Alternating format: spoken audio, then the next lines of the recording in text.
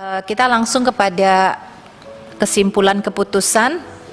Poin 1, Komisi 10 DPR RI telah mendapatkan penjelasan mengenai capaian kinerja program prioritas Kemendikbudristek RI tahun 2020-2022.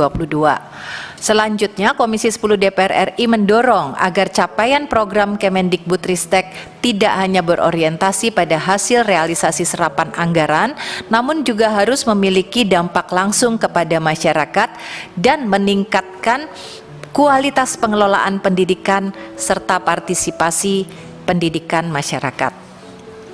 Poin kedua, mengenai capaian program prioritas Merdeka Belajar 2022 per tanggal 8 November 2022 atau pada halaman 13 sampai dengan 16 bahan paparan, Komisi 10 DPR RI menekankan agar realisasi anggaran pada program dan kegiatan yang masih rendah untuk ditingkatkan sesuai target sampai akhir Desember 2022. Antara lain, program pembiayaan pendidikan dengan kegiatan tunjangan guru dan kepala sekolah non-PTS, TPG, TKG, dan insentif guru yang realisasinya mencapai 64,14%. Kemudian digitalisasi pendidikan, penguatan karakter dan peningkatan prestasi, bantuan peralatan pendidikan dan platform digital pendidikan Merdeka Belajar yang realisasinya baru mencapai 2,43% dan 27,62%.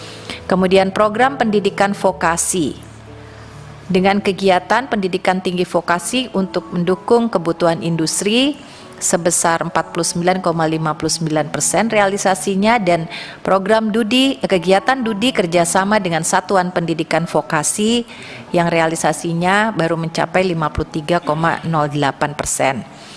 Kemudian program SMK Pusat Keunggulan yang realisasinya mencapai 62,01%. Untuk program pendidikan tinggi, ada kegiatan sarana perguruan tinggi yang direvitalisasi PHLN dengan realisasi baru 23,81%. Kemudian sarana perguruan tinggi yang direvitalisasi SBSN dengan realisasi 23,2%. Kemudian kegiatan SDM Dikti yang ditingkatkan kompetensi dan kualifikasinya melalui PHLN sebesar realisasi 45,43%. Untuk program guru dan tenaga kependidikan, ada kegiatan guru yang mengikuti sertifikasi guru, realisasinya mencapai 59,05%, kemudian penataan GTK, realisasinya 65,75%. Program pemajuan kebudayaan, dua kegiatan yang perlu diperhatikan: cagar budaya yang dilestarikan yang realisasinya 25,66%, walaupun tadi sudah dijelaskan. Kemudian karya perfilman dan musik Indonesia 62,33%. Untuk program kurikulum perbukuan dan asesmen pendidikan, ada kegiatan SDM perbukuan yang tersertifikasi realisasi 44,97%, dan terakhir pengembangan dan pembinaan bahasa dengan kegiatan generasi muda terbina program literasi yang realisasinya masih mencapai 51,68%. Poin ketiga, Kemendikbudristek RI menyampaikan bahwa realisasi anggaran pada APBN tahun anggaran 2022 per tanggal 9 November 2022 baru mencapai 71,58% atau sebesar 61,3 triliun dari pagu harian sebesar 85,7 triliun. Oleh karena itu, Komisi 10 DPR RI mendorong agar realisasi anggaran Kemendikbudristek RI dengan sisa anggaran sebesar 24,3 triliun rupiah dapat sesuai target pada akhir Desember 2022. Poin 4, Komisi 10 DPR RI mendesak Kemendikbudristek RI untuk mengakselerasi langkah-langkah tindak lanjut terhadap kendala atau permasalahan dari realisasi program prioritas nasional Kemendikbudristek tahun 2022. Halaman 19 sampai dengan 37 di bahan paparan yaitu terkait program pembiayaan pendidikan, program peningkatan literasi, program perguruan tinggi, program GTK, program kurikulum dan asesmen pendidikan, program PAUD, Dikdas Dikmen, dan program digitalisasi pendidikan. 5. Komisi 10 DPR RI menekankan kembali Kemendikbudristek untuk A. Mengevaluasi akreditasi perguruan tinggi yang berdampak terhadap mahalnya biaya akreditasi bagi perguruan tinggi swasta. B. Mengevaluasi, sosialisasi, dan meningkatkan pengelolaan PIP secara tepat sasaran dan tepat waktu. Meningkatkan pengelolaan dan SDM tenaga pendidik sekolah inklusi. D. Mengevaluasi dan segera merealisasikan tunjangan khusus guru di daerah 3T yang sampai saat ini masih ada yang belum dicairkan. Dan E. Mengevaluasi digitalisasi pendidikan dan SIPLA. 6. Mengenai permasalahan seleksi guru P3K, Komisi 10 DPR RI menyampaikan pandangan. A. Mendesak Kemendikbudristek RI untuk sungguh-sungguh menyelesaikan sisa permasalahan seleksi guru P3K tahap 1 dan tahap 2 mulai dari permasalahan SK, NIPP P3K, pendanaan, gaji dan tunjangan sampai formasi P3K serta memastikan permasalahan pada tahap 1 dan tahap 2 tidak terjadi lagi dalam proses seleksi tahap 3 di tahun 2022 ini. B. Mendesak Kemendikbudristek RI untuk melakukan pembenahan dan pemutakhiran dapodik karena mempengaruhi guru yang ikut seleksi GTK P3K. C. Mendesak Kemendikbudristek RI untuk segera berkoordinasi atau bekerja sama dalam bentuk MOU dengan Pemda terkait penyelesaian seleksi guru P3K. D. Mendesak Kemendikbudristek RI agar tahun 2022 ini menyelesaikan 193.954 guru pelamar prioritas 1 yang lulus passing grade namun belum mendapatkan formasi untuk mendapatkan formasi dan SK, khususnya sejumlah 24.876 guru yang lulus passing grade dan belum ditempatkan karena masih belum tersedianya kuota formasi ataupun kebutuhan bidangnya, dan 41.892 guru yang tidak tersedia formasi yang masih memerlukan koordinasi dengan Pemda. E. Mempertimbangkan untuk mengkaji dan merumuskan skema pembayaran gaji guru P3K agar dibayarkan secara langsung tidak melalui Pemda. 7. Mendorong Kemendikbudristek RI untuk segera berkoordinasi dengan Kemenpora RI terkait pengelolaan olahraga pendidikan sebagaimana diamanatkan Undang-Undang 11 tahun 2022 tentang keolahragaan.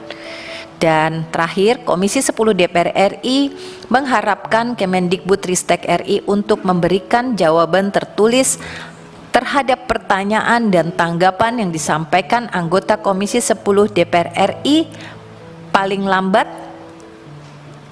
berapa? 2 minggu? Biasanya berapa hari? Seminggu ya? 1 minggu bisa Pak Menteri? 2 minggu? 2 minggu. Berarti tanggal berapa? Karena banyaknya dan ingin dijawab secara berbasis data dan informasi, gimana teman-teman memberi waktu? Terlalu lama, nggak sabar ya? Nggak bisa. Nggak apa-apa ya, lebih bagus 2 minggu, tetapi tentunya kita berharap lengkap dan juga berbasis kepada data terkini gitu ya.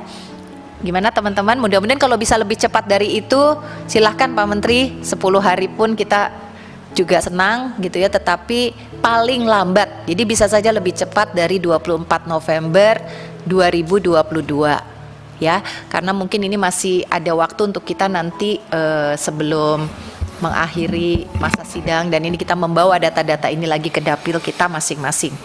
Baik, apakah ada Bu, penyempurnaan atau bisa naik ke nomor 2? Nomor 2. Jadi pencapaian anggaran yang tadi yang disampaikan itu ada catatannya, bukan sekedar untuk mentargetkan harus mendaya serapnya, tapi juga efektivitas dalam hal pelaksanaannya supaya diraksanakan dengan dirasakan poin oleh satu rakyat itu. kan gitu.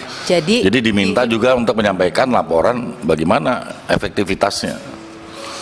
ditambahkan saja kata efektivitas. Jadi kita sudah sampaikan tidak hanya berorientasi pada hasil realisasi serapan anggaran, tetapi juga efektivitasnya dan dampak langsungnya kepada masyarakat. Gitu ya.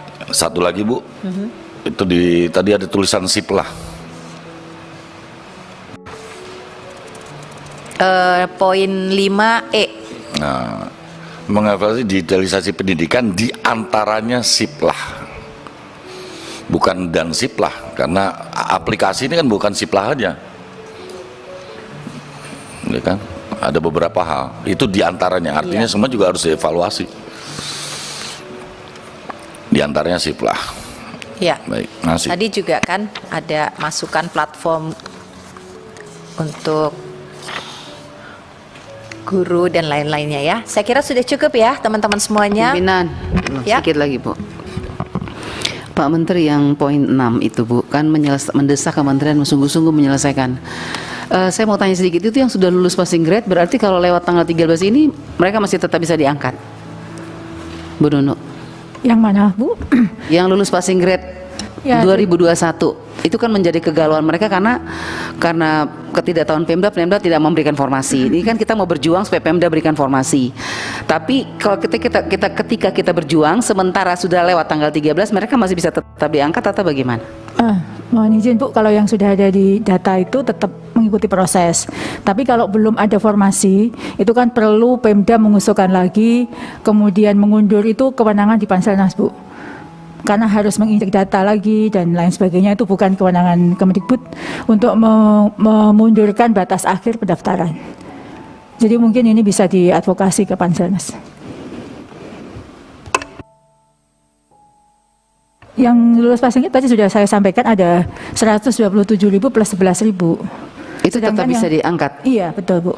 walaupun tanggal 13 ini lewat? Yang sudah dalam sistem bisa Bu. Oh, yang sudah dalam sistem Iya, ya? iya. Yang sudah dalam sistem Iya. tetap bisa diangkat ya? Iya, Bu. Walaupun tanggal 13 besok mereka ingin. Iya Bu, yang sudah ada Oke. dalam sistem sudah bisa diangkat. Oke, baik, makasih.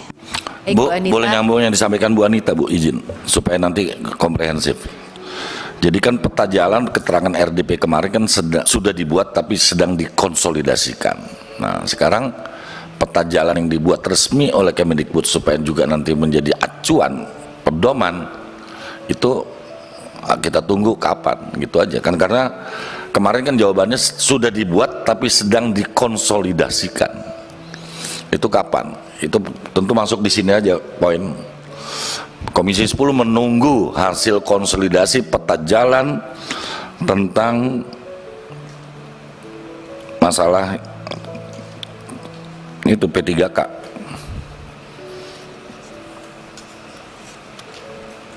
Saya rasa itu, Bu Pimpinan. Terima kasih. Tolong. Usul mungkin buat Pak Ferdi, Konsep peta Bu, jalan. sedikit istilah peta jalan ini seolah-olah jadinya jauh banget gitu. Bagaimana kalau peta proses gitu? Jadi kita tahu peta ini rangkaiannya tanggal-tanggal tadi yang diminta kan tanggal oleh Pak Tahapan-tahapan, Alvina kalau nggak salah. tahapan-tahapan. Ya, harus ada tanggal-tanggal yang jelas. Ya, peta proses atau peta tahapan. Tapi kalau peta jalan kayaknya jauh banget gitu nantinya. Nggak sampai-sampai ntar. Ya, boleh. Ya.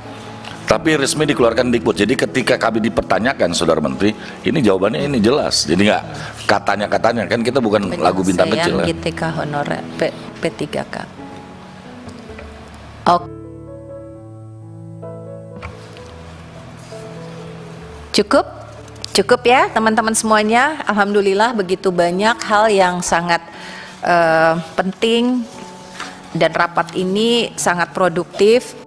Saya yakin ini akan memberikan banyak nilai-nilai positif dan mudah-mudahan berkah semuanya. Di akhir tahun kita masih bisa terus memperjuangkan berbagai hal untuk kepentingan pendidikan kita. Kepada Pak Menteri dan seluruh jajaran, kami mengucapkan terima kasih banyak atas kesabarannya juga untuk mendengarkan berbagai masukan, pertanyaan, dan juga kami masih menunggu nanti klarifikasi ataupun jawaban-jawaban yang belum sempat tersampaikan secara lisan pada sore hari ini.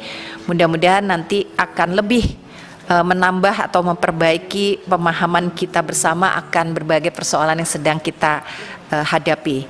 Dan sebelum kita menutup raker pada hari ini, kami persilahkan Saudara Mendikbudristek RI untuk menyampaikan sepatah dua patah kata penutup. Terima kasih Bu Pimpinan, terima kasih semua anggota Komisi 10 yang hadir hari ini. Terima kasih untuk masukannya, kritiknya, dan juga saran-sarannya atas semua topik-topik ini. Semoga bisa menjadi kajian bagi kami dan mohon maaf kalau belum terjawab semuanya, tapi kami akan respon melalui laporan yang 2 minggu lagi akan kami kirim. Terima kasih. Baik. Jadi tadi kita sepakati bahwa konsep kesimpulan keputusan yang sudah kita bahas bersama kita setujui bersama ya. Oke.